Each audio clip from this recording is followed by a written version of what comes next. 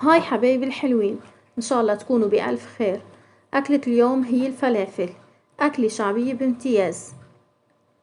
قال مثل ما بيقول المثل، يلي بده يسافر ياكل فلافل. يلا نبلش، بسم الله. حبايب قلبي يلي عم يطلبوا مني كتابة المقادير، بتمنى منكم تفعلوا زر الترجمة، تطلع عندكم وصفة المقادير كلها كتابة. نحتاج لوصفتنا كيلو من الحمص المنقوع بالمي من قبل بليلة، وبصلتين كبار، وقرن فليفلة، وتوم، ونص باقة كزبرة خضرة، نص باقة من البقدونس. بنطحنهم بالمطحنة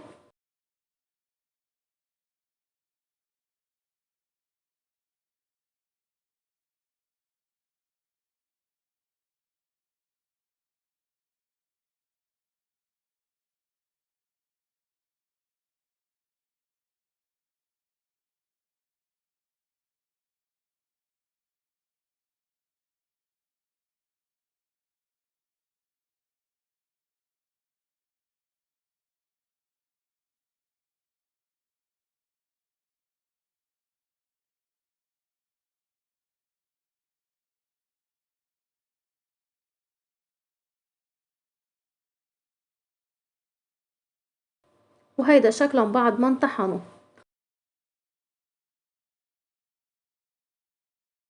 أنا هون شلت قسم على الفريزة لأن ما شاء الله الكمية وفيرة.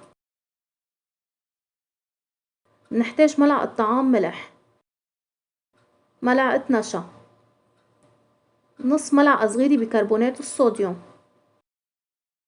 ملعقة صغيرة كمون، ملعقة صغيرة كزبرة يابسة،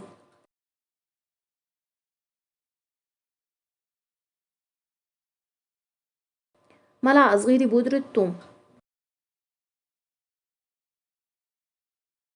نخلط المكونات كتير منيح ومنبلش نقلي بهالشكل بزيت غزير وساخن.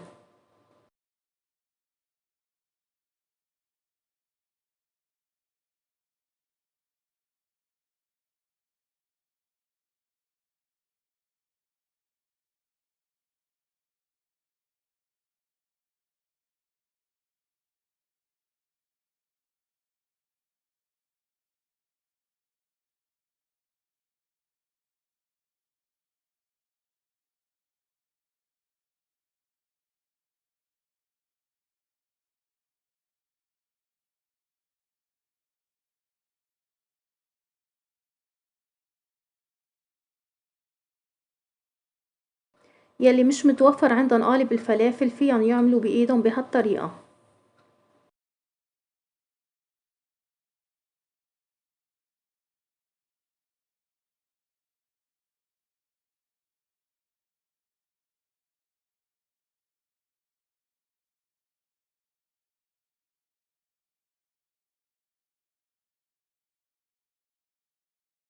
وهيك بتكون جهزت معنا الفلافل. شوفوا ما شاء الله الشكل والطعمة لسه أطيب. وصحن الخضار المشكل يلي حدا والمخللات. وما بننسى الطحينية.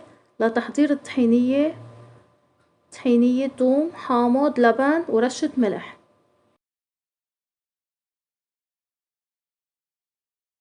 وهي سندويشة الفلافل. انتو يلي بتحبوه فيكن تحطوه فيها، هي بيلبق لها اكتر شي النعناع.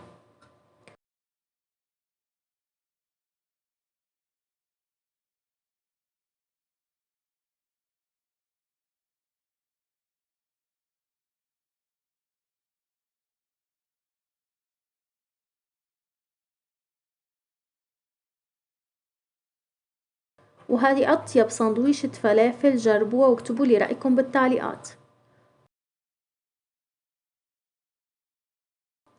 ما تنسوا الاشتراك بالقناة وتفعلوا الجرس حتى يوصلكم كل جديد من فيديوهاتي. وإن شاء الله بلتقي فيكم بفيديو جديد بإذن الله. باي باي.